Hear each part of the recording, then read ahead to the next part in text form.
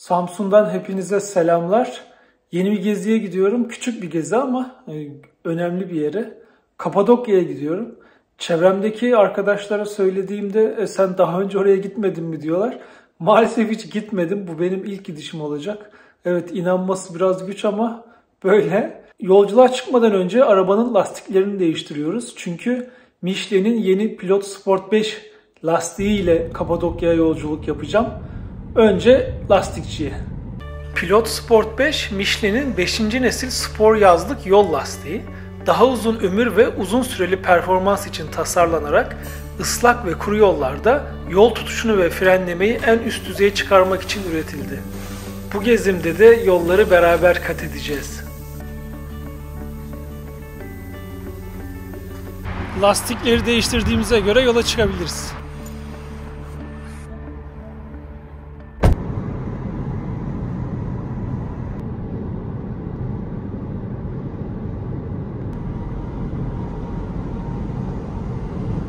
Google Maps'ten en kısa yolu seçtim.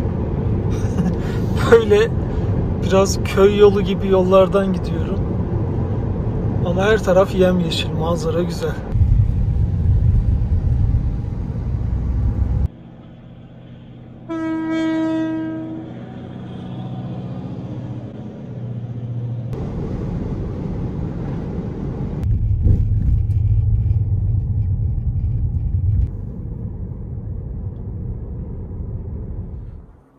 Mağara otellerden birinde kalıyorum.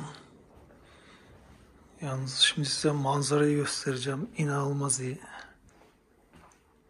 Hava kapalı olduğu halde çok güzel görünüyor. Güneşli olduğunu da düşünemiyorum. Yarından sonra açık ama.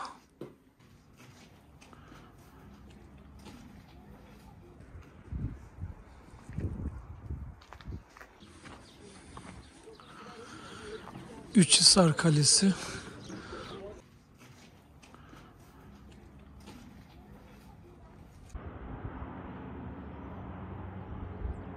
Girişte böyle bir bilgi var ama tabii ilk ne zaman yapıldığına dair hiçbir şey yok. Sadece tüften oluştuğu, rüzgar, yağmur ve erozyondan dolayı yüzyıllar içerisinde böyle şekillendiği söylüyor. Şekillendiği yazıyor. Zirvesi de ikiye bölünmüş. Onu dikkat etmemiştim. Ve buranın tam ne zaman yapıldığı net olarak bilinmiyor ama milattan önce 1 ila 4. yüzyıllar arasında olduğu yazıyor.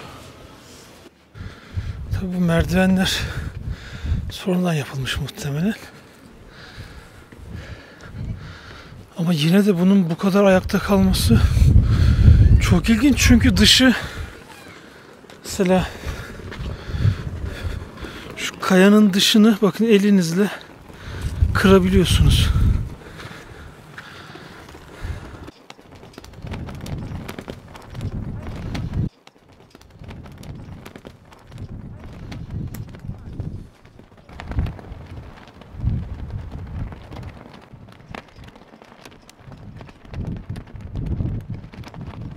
Artık iniyorum.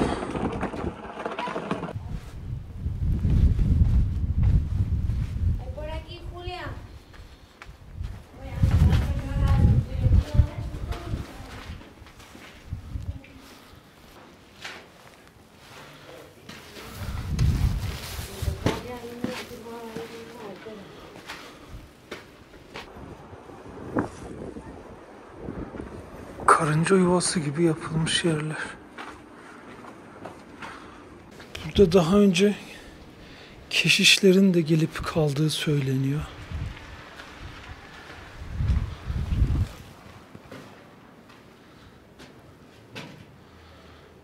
Ama dediğim gibi kesin bilgi yok.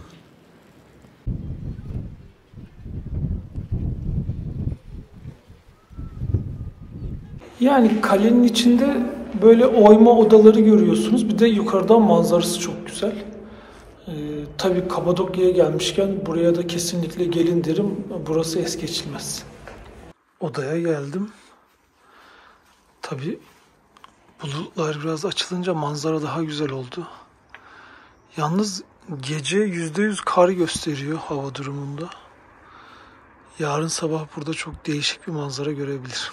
Şimdi böyle bir manzarada drone çıkartılmaz mı?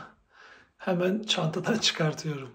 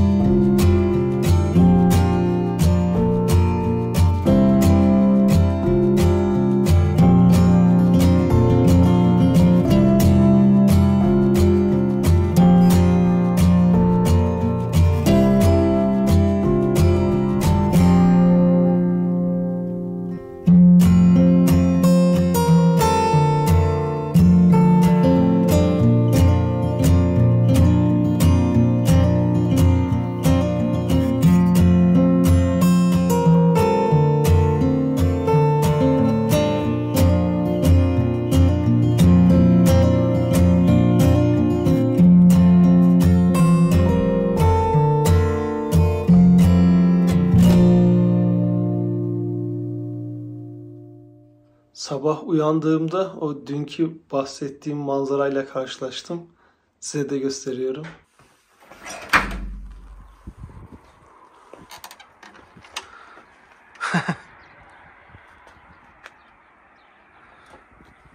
Bakın bayağı 2 parmak kar var. Vallahi Kapadokya bana sürpriz yaptı. Kar hiç beklemiyordum.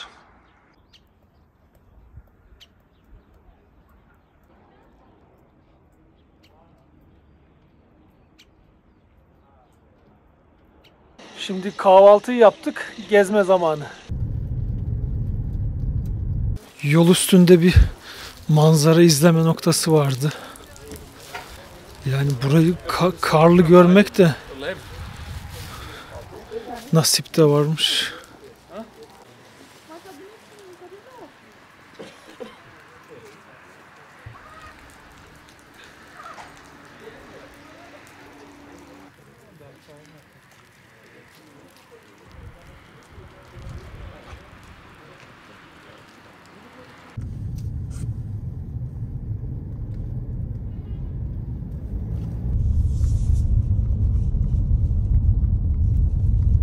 Arabayı park ettik. Girişe doğru gidiyoruz.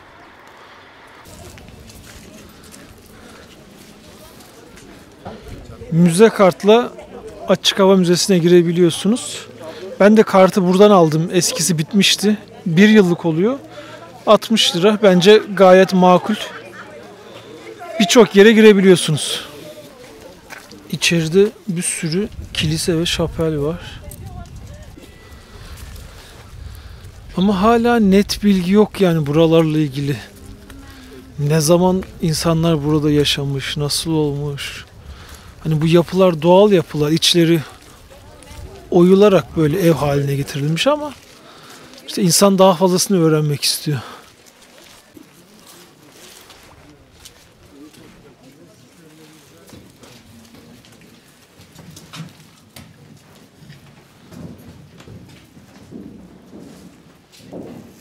Şapellerden birindeyiz. Aziz Bazel Şapeli.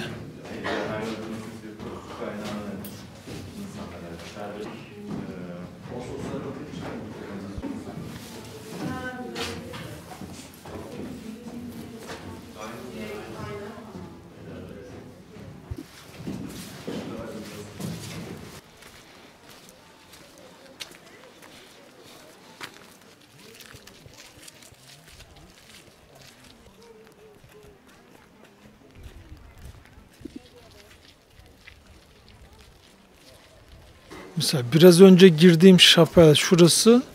Onun alt katına bakacağım. Burada Elmalı Kilisesi. Yine tabii fotoğraf, video çekemiyoruz. İçeride ama İsa peygamberin çarmıha gerilişini resmetmişler. Duvarlara onu işlemişler. Bir de içerideki figürlerin yüzleri genelde hep silinmiş ya da kazınmış. Muhtemelen zamanında birileri bilerek yapmış. Karşı tarafta da bir şeyler var ama o tarafa geçiş yok. Yani oralar hani nereden nasıl gidildiği de çok anlaşılmıyor gerçi burada. Karşıdakiler güvercin yuvaları.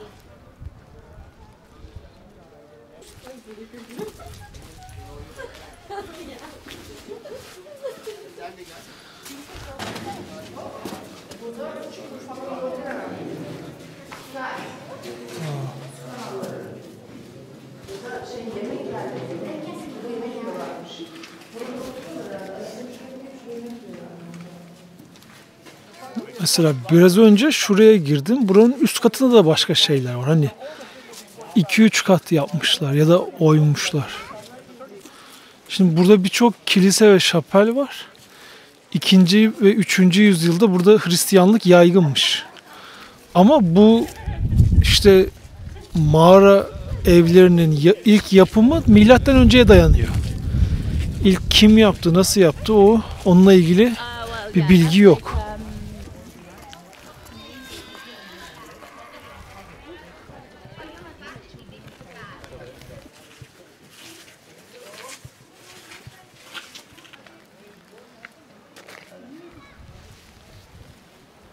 Bu karşıdaki yapılarda da kiler mutfak ve yemekhane varmış. Bir de içlerine bakalım. This is why fresco plaster does not work there, 11th century. Apple Church, frescoes. Dark Church, no fresco. Actually in the court, there is a meeting hall, first section of that. Evet, burada direkt ateş yakıldığı duvardaki izlerden anlaşılıyor. Muhtemelen mutfak burası. Burada yemekhane bölümü. Vay, bu iyiymiş işte.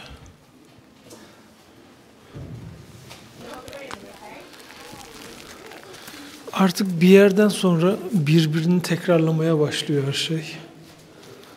Sıkılıyorsunuz yani 3-4 yere girince tamam yeter diyor insan.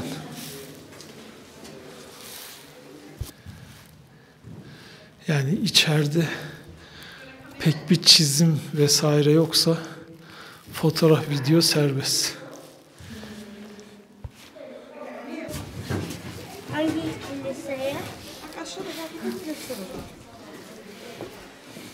Bu arada bu açık hava müzesi hani öyle çok büyük değil.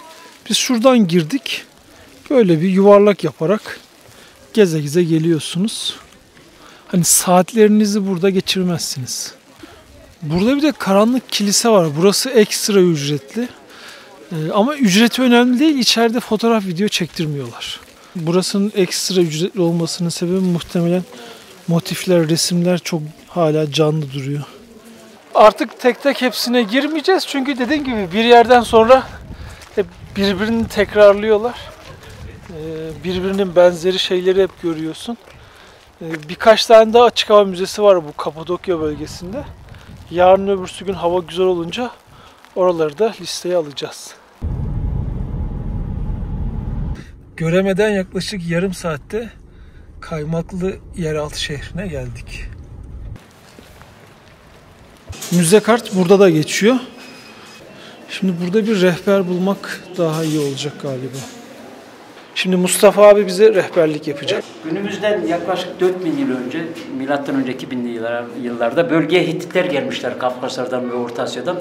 Hititlerin köyde 1000 kişilik nüfusu varmış. 1000 kişi sığacak kadar 2 katlı bir yeraltı sığınağı olmuşlar. Burası düşman akınlarında düşmandan saklanmak için. Hititler Mezopotamya'ya gittikten sonra burası uzun süre terk edilmiş 7. asırda. Milattan sonra 2. asırda bölgeye Hristiyanlar gelmeye başlamış. Kudüs'ten, Ürdün'den, Suriye'den, Güneydoğu Anadolu bölgesi ve Kayseri'den geçerek Hristiyanlar 2 katlı mağarayı bulmuşlar. 6 katlı onlar olmuşlar, 8 kata çıkarmışlar. Burası tipik bir Hristiyan kilisesi. Orta Çağ'da oyulmuş 8. asırda milattan sonra. 30 kişilik kapasitesi var. özel vaftiz taşı şekil vermiş.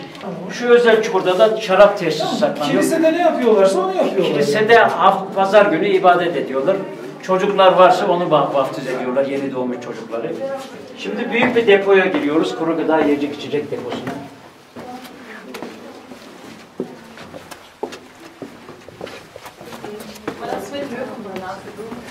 Kuru gıda saklanan oyma dolaplar. Kiler gibi kullanılıyor. Evet, kuru et, kuru meyve asma yerleri iplerle. Aşağı yukarı 20-25 aile paylamış böyle büyük bir erzak deposunu. Burası üst tabakanın erzak deposu. Evet. Kuru gıda yetiştiriyor. Ortalı sınıfın fakirlerin, sığınmaların daha depoları varmış. Burada insanlar hükümete verdikleri vergiye göre sınıflandırmışlar, değişik katlara yerleştirmişler. Kaos çıkmasın diye. Dışarı çıkmıyorlar mıymış? Şu şekilde tehlike geçince, savaş durumu bittince, düşman başka yerlere gidince dışarı çıkıp normal yaşama dönüyorlar. Her 10-15-20 yılda bir savaş ihtimali veya tehlike verirse burada birkaç ay kalıyorlar. Normalde dışarıda yaşıyorlar. İlk buraları yapanların kim olduğu biliniyor. İlk 2 katını Hititler oymuş, sonraki 6 katını Hristiyanlar. Şimdi Hristiyan bölümündeyiz. Hristiyan bölümü kiliseyle başlıyor.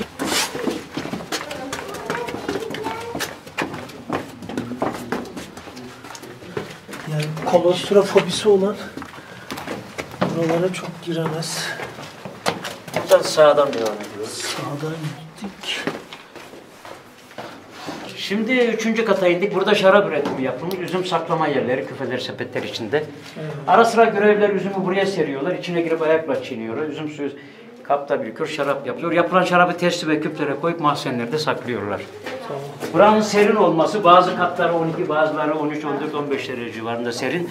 Buranın serin olması yaz kış aynı mı? Yaz kış aynı. Fakat burada 5000 kişi birkaç ay sığındığı zaman savaş döneminde nefesleriyle 10 derece daha yükseltiyorlar buranın ısısını.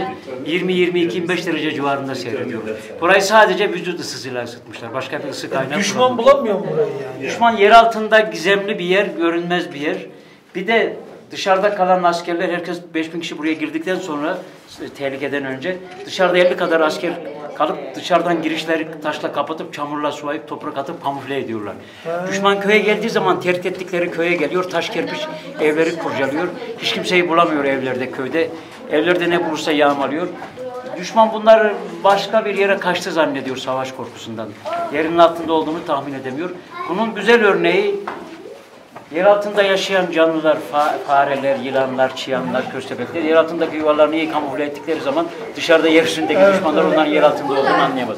Zaten bu mantıktan giderek koymuşlar bu yeraltı sığınağı. Bu yeraltı mağaralarında güvenlik taşına rastlanır. Bu güvenlik taşı en az 1 ton ağırlığında. 5-6 güçlü deneyimli asker soldan sağa itekleyince burayı kapatıyorlar. Düşman buradan giremiyor.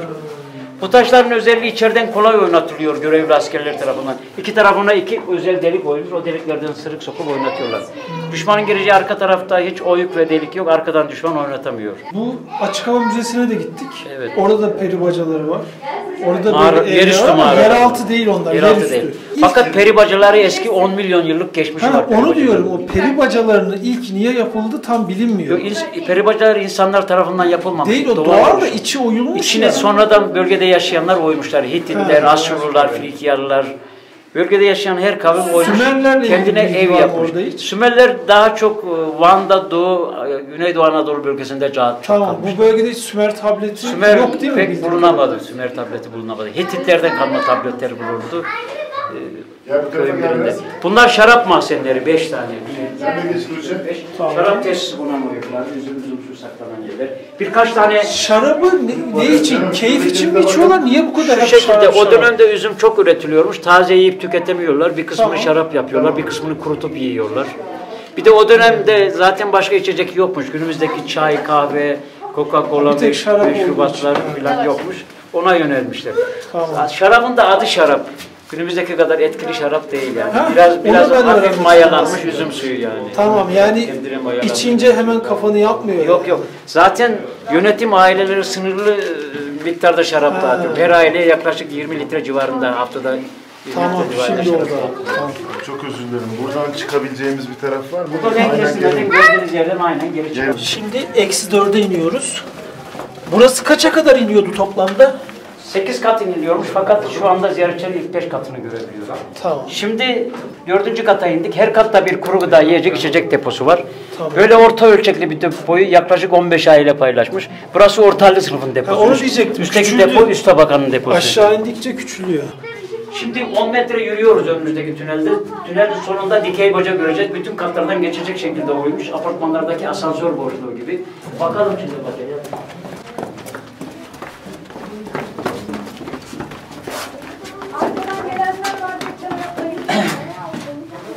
Bakın demin anlattığımız çok fonksiyonlu dikey baca bu. Havalandırma, taşımacılık, su Asansör kuyusu aynı ve alarm yeri. 4 farklı görev görüyor. Wow. Baktığınız yerden yaklaşık 50 metre kadar aşağı, 50 metre kadar yukarı gidiyor. Çok da güzel düzgün oyulmuş dikdörtgen 50 şeklinde. metre kadar aşağı iniyormuş. Yamuk yumuk değil. O dönemde de güzel mimar mühendisler varmış. Bunlar da basamaklar. Dibinden su çekerken ip kesmiş, aşındırmış burayı. Bunun gibi 10 tane daha dikey baca varmış direkt dışarı çıkan. Şimdi burayı hem asansör hem baca hem de su kuyusu olarak kullanıyorlar. Hem de alarm yeri olarak. Hem de bir savaş ya da düşman geldiğinde alarm niyetine kullanıyorlarmış. Askerler yukarıdan bağırıyormuş, buradan duyuluyormuş. Şimdi -5'e iniyoruz. Fakirlerin, yoksulların olduğu yere. Aşağı indikçe burası daha da bir daraldı sanki. Dediğin gibi klostrofobisi olan hiç buralara niyetlenmesin. Rehbersiz burada gezmek de ayrı dert. Onun için sürekli bizim rehbere soruyorlar nasıl çıkarız, nasıl gideriz diye. Şimdi 5. son kata indik. Ziyaretçinin inebileceği en son kat burası. 30 metre kadar yerin altındayız. Her kat 6 metre kadar derinliğe sahip. Şu anda fakir mahallesine inmiş durumda. Şurası fakir bir çiftin hücreti odası. Çocuksuz fakir bir çiftin. Burası bir ailenin odasıymış. Şimdi Yani toplasanız 4 metrekare anca. Biz şimdi -5'teyiz. Burası zeminden -30 metre aşağıda. Burada bir tünel daha var. -3 kat daha aşağı iniyor ama orası açık değil. Su basmış orayı. Şu an kullanılabilir halde değilmiş. Zamanında da orada bölgedeki sığınmacılar kalıyormuş. Onlar devlete vergi falan vermediği için en aşağıda yaşıyorlarmış. Mesela burası bir aile demiştim ya, 4 metrekare. Normalde burada kapıda oluyormuş. Numara da yazıyormuş üstünde. Kim nerede? Hepsi anlaşılıyormuş. Şimdi şu tünel bizi ortalı sınıfın mahallesine götürüyor. Sağda solda 20 kadar oda var ortalı sınıf ailelere ait. Fakir odasına kıyasla daha büyük, daha geniş. Kapasiteleri 4 kişiden 10 kişiye kadar. Tamam. Ortalı sınıf Hristiyanlık döneminde çiftçi, köylü, esnaf, zanaatkar ailelermiş. Sağda solda ortalı sınıf ailelerin odaları var. Sağ solda odalar var. Tabii şu odaya kısmen girelim. İlginç mimarisi daha var. büyük. Şu odanın mimarisi ilginçmiş. Ha, buraya dubleks mi yapmış? İyi tahmin ettiniz. Bu ortalı sınıf aile odası dubleks tarzı yapılmış, yerden tasarruf etmek için. Lüks olsun şey değil. Birinci kat, ikinci kat. Nedeniyle genellikle yukarıda kalıyorlar. Üst kat onlara tahsis edilmiş. Onların girişi çıkışı yukarıdan. Buradan gelip geçmiyordur aileyi rahatsız etmemek için. Bir yuvarlak oyuk yerin kapağı varmış ahşap ölçüsüne göre. Kapağı yukarıdan oturtunca yukarıdakiler de düşmüyor. Anne babanın yatıp uyuduğu yer, yere saman, kuru ot, hayvan poşlarından yatırıyor uyuduğu yer. 3 çocuğun odası burası da.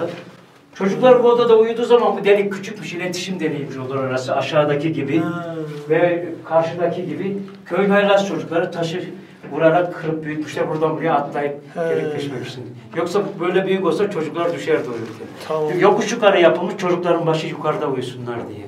Bu ailenin aynı anda 2 bebeği birden varmış. Bu bebek beşiği Bebek beşiği. Her odanın kapısı varmış kilit sistemli içeriden. Kapıların kilitten içeriden sürüleyince dışarıdaki açamıyormuş. Kapıların numarası varmış, ailenin adı da yazıyormuş. Tamam. Şimdi ben Mustafa abiye tuvaletleri nasıl yapıyorlar diye sordum. Her odada, ailede çanak varmış. Onun içinde de kaya tuzu ve kil koyuyorlarmış ki mikrobu, bakterileri yok etsin diye. Normalde 600 oda varmış. 600 aile burada yaşayabiliyormuş. Şu an sadece 50 kadar oda sağlam kalabilmiş. Bu ortalı sınıfın gelip geçtiği tünel. Şimdi geldiğimiz tünel orta hallilerin kullandığı daha rahat bir tünel. Başınızı eğmenize gerek yok. Burası mutfak. 5000 kişi bu büyük mutfağı kullanmış. Mutfağın çevresinde kuru gıda, yiyecek, içecek kiler bölümleri var. Bu da büyük ocak, tandır. Mutfak görevlileri bunun dibine odun atıyorlar, ateş yakıyorlar. Duman direkt mutfağa çıkıyor, mutfağı ve çevresini karartıyor. Mutfağın içindeki duman yavaş yavaş şurada bir tünelde yukarı doğru çıkıyor. Niye baca sistemine bağlamamışlar? Hani baca yapmışlardı. Duman yavaş yavaş çıktığı zaman düşman göremiyor. Zaten burada gece yarısı yemek pişiriyorlar, gündüz değil. Düşman dışarıda gece yarısı uykuda oluyor, bir de zifir karanlık. Düşman yavaş yavaş çıkan dumanı göremiyor. Kokuyu da hissedemiyor uykuda olduğu için, hem de çok karanlık olduğu için.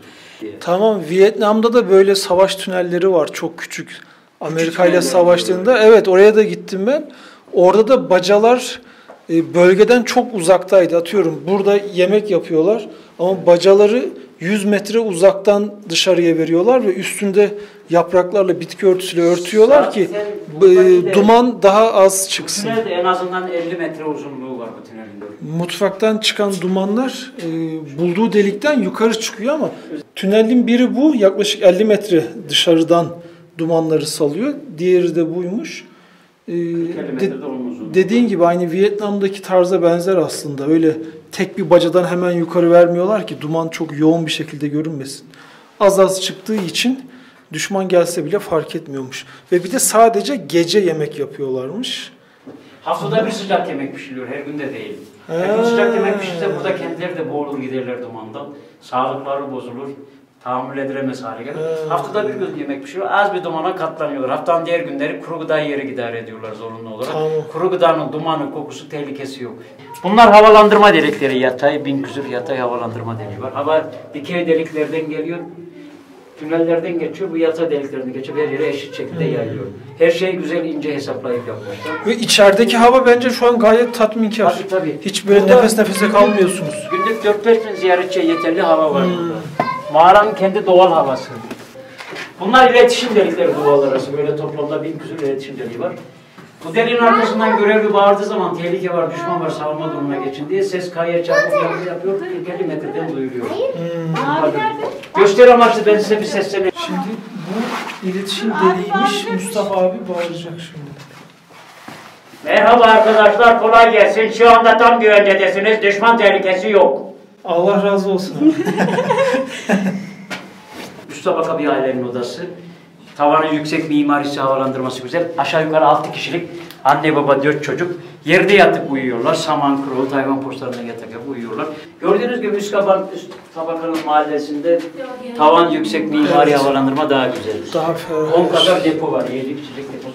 Savaş zamanı bu yeraltı şehrinde yaşayanların %1'i hayatını kaybediyormuş. Ölenleri direkt gömmüyorlarmış çünkü kokarmış. Şuranın üstüne yatırıp iç organlarını çıkartıyorlarmış. Dışarı atıyorlar. Kalan bedeni kaynar tuzlu suyla yıkayıp daha sonra mumyalıyorlarmış. Bu mumyalanma şeklinin bir örneği başka bir yerlerde var mı yoksa buraya has mı? Şu şekilde bunlar Hititler mumyalamışlar daha çok. Mısırlılardan esinlenmişler. Mısırlılarla Hititler aynı dönemde yaşamışlar. Ara sıra kültür transferi de oluyormuş. Bu bölgede bunun gibi birçok yeraltı şehri var. Hani zannetmeyin ki sadece burası, onlarca var. Bence hepsine gitmeye gerek yok. Gidenler de hep bir tanesine gitsen yeterli olur diyorlar. Bu Kaymaklı da böyle gelip en detaylı görebileceklerinizin başında geliyormuş. Derinkuyu yeraltı şehri de var. Orasını da çok kişi söyledi. Orası biraz daha aşağı iniyormuş ama bu kadar çok böyle detaylıca göremiyormuşsunuz. Günümüze her şeyi böyle kalmamış.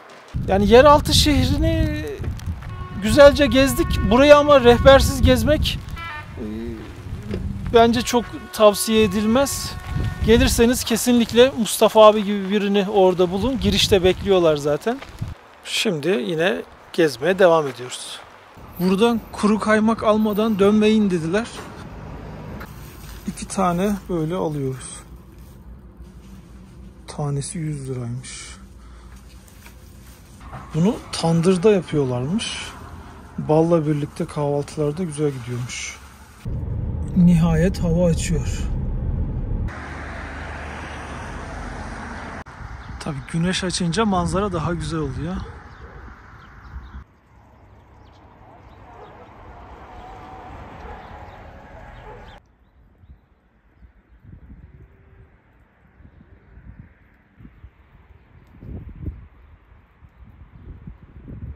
Sabah gördüğünüz üzere Kapadokya'ya kar yağdı. Onun için yollar ıslak ama dert etmeye gerek yok. Michelin Pilot Sport 5 ıslak zeminde daha iyi yol tutuşu için tasarlandı. Hatta TÜV gerçekleştirdiği testlere göre fren performansında sınıfının lideri. Kapadokya'ya gelmişken balona binmeye de çalışıyorum. Bunlar balon sepetleri. Birkaç yerle görüştüm ama fiyatlar biraz yüksek gibi. 150-200 euro diyorlar kişi başı. Şimdi bu balon alternatiflerine baktım. Burada nasıl oluyor, nasıl bitiyor diye. Ama fiyatlar şu an bir hayli yüksek. Nisan 2022'deyiz. 160 euro, 200 euro arasında gidip geliyor rakamlar. Şubat ayında 60 eurolara, 50 eurolara kadar düşmüş. İşin daha da ilginci, şu an hava kötü. Kötü olduğu için, yani karlı olduğu için 1-2 gündür uçamıyorlar. Uçuş olmadığı için hepsi birikiyor ve şu an siz rezervasyon yaptırmak isteseniz bile 200 eurodan önümüzdeki 3-4 gün full dolu. Biz de adımızı yazdırdık. Eğer bir yer açılırsa, ne kadar 200 euro da olsa uçacağız bir şekilde eğer yer olursa. Akşam yemeği için Ürgüp'e geldik. Burada Sofra adında bir restoran var. Testi kebabı için geldik. Takipçilerim önermişti sağ olsunlar. Bakalım dedikleri kadar var mı? Bu kiremit sıcakmış. Ona dokunmayacağız.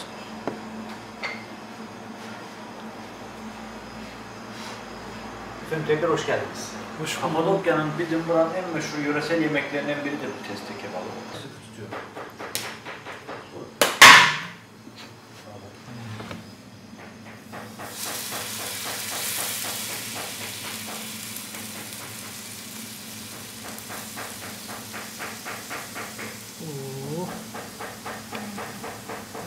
Vallahi sunumu çok güzel. Şimdi tadına bakalım. Tabii yine ne var ne yok silip süpürdük. Kapadokya gezimin 3. günündeyiz. Şimdiki durağımız Güvercinlik Vadisi.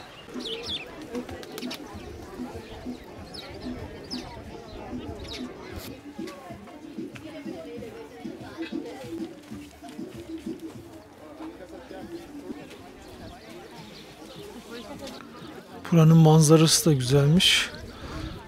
Bu arada şu yoldan vadiye inip buraları gezebiliyorsunuz.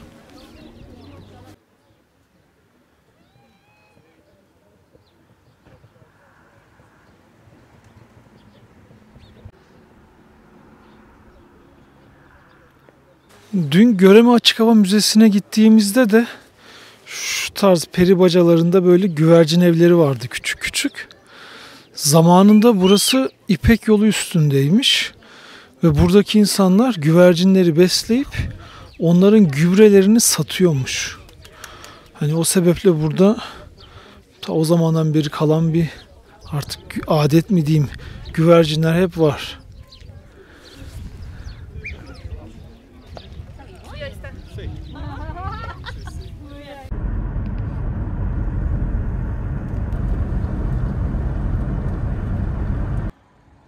Ortahisar'a yukarıdan bakıyoruz.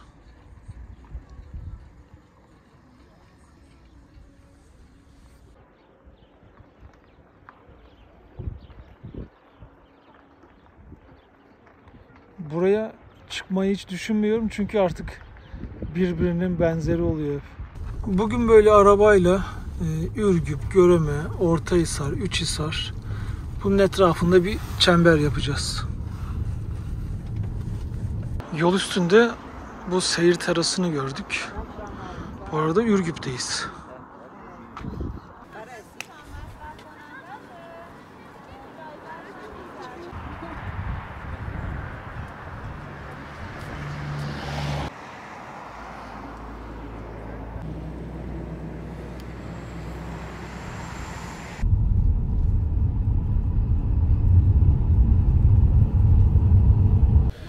Yerli turistten çok yabancı turist var.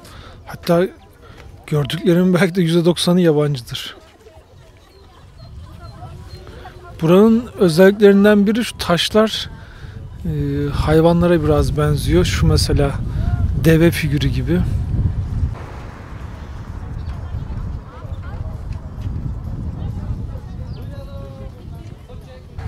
vadinin şöyle içine doğru biz de bir yürüyelim bakalım.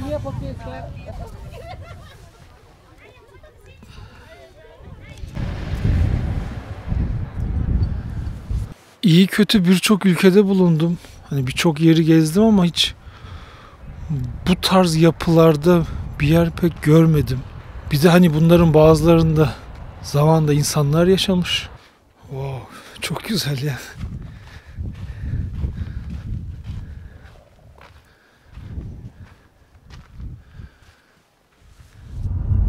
Şimdi Zel ve Açık Hava Müzesi'ne gidiyoruz. Mesafeler birbirine yakın olduğu için yani 2 saatte bu sabahtan beri gittiğimiz yerlere gidebiliyorsunuz. Dün aldığımız müze kart burada da geçiyor. Onun için müze kartın avantajlarından faydalanmak lazım. Burada da mesela 9. ve 13. yüzyılda Hristiyanların yaşadığını söylüyor ama ilk ne zaman, kimin geldiği, ne zaman yaşadığı onunla ilgili hiçbir bilgi yok.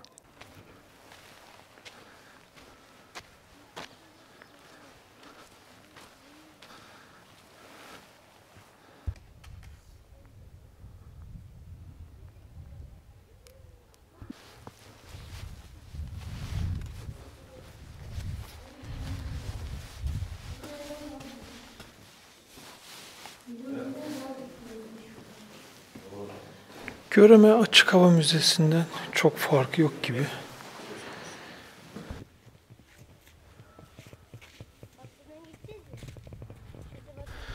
Minyatür şehir gibi aynı.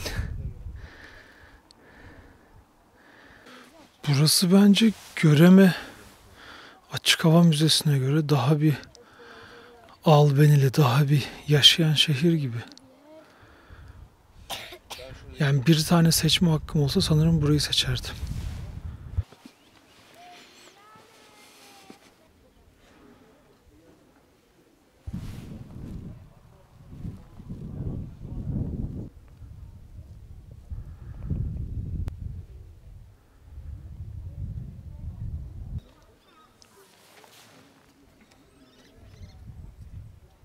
İşte sabah bahsettiğim güvercin yuvalarından burada da var.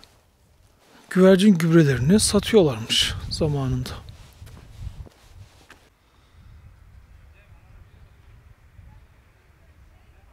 Ben hani burayı da göreyim diye geldim. Yoksa Göreme Açık Hava Müzesi'ne gittiyseniz ya da bu ikisinden birine gittiyseniz aslında başka bir taneye daha gitmeye bence gerek yok. Yeraltı şehirleri için de aynı şey geçerli.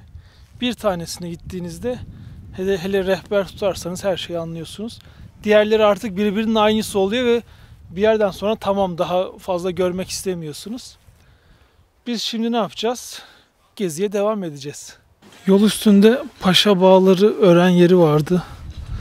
Bir de son olarak buraya geleyim dedim. Size göstereyim ki siz de hangisine gideceğinize karar verirsiniz.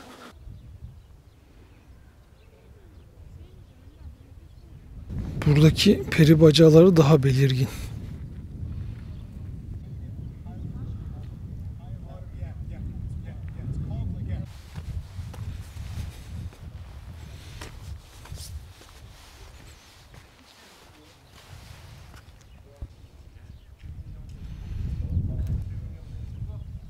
Bir rehbere sordum bu peri bacalarının uçları nasıl böyle sağlam kalıyor diye. Şöyle açıkladı. Üstteki katman daha dayanıklı, alttaki farklı bir artık yapıya sahipmiş.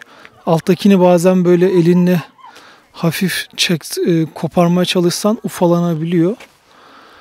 Ama üsttekiler kaya gibi sağlammış. Onun için tepelerde o parçalar sağlam duruyormuş. Son olarak şu tepeye bir çıkayım. Yukarıdan görüp burayı da bitirelim.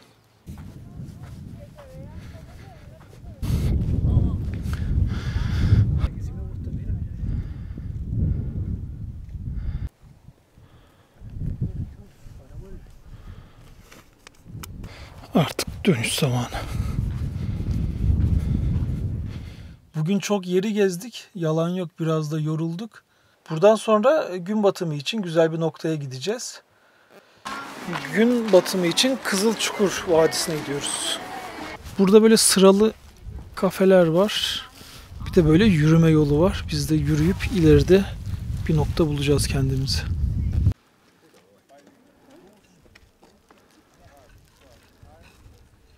Böyle masalarıyla gelenler de var.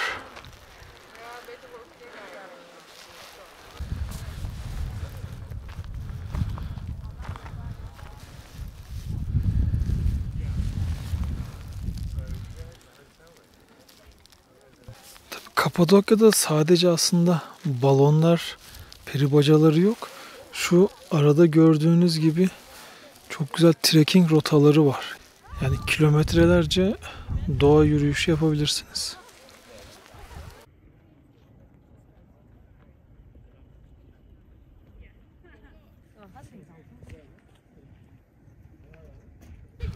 Burada tabii drone uçurmadan olmaz.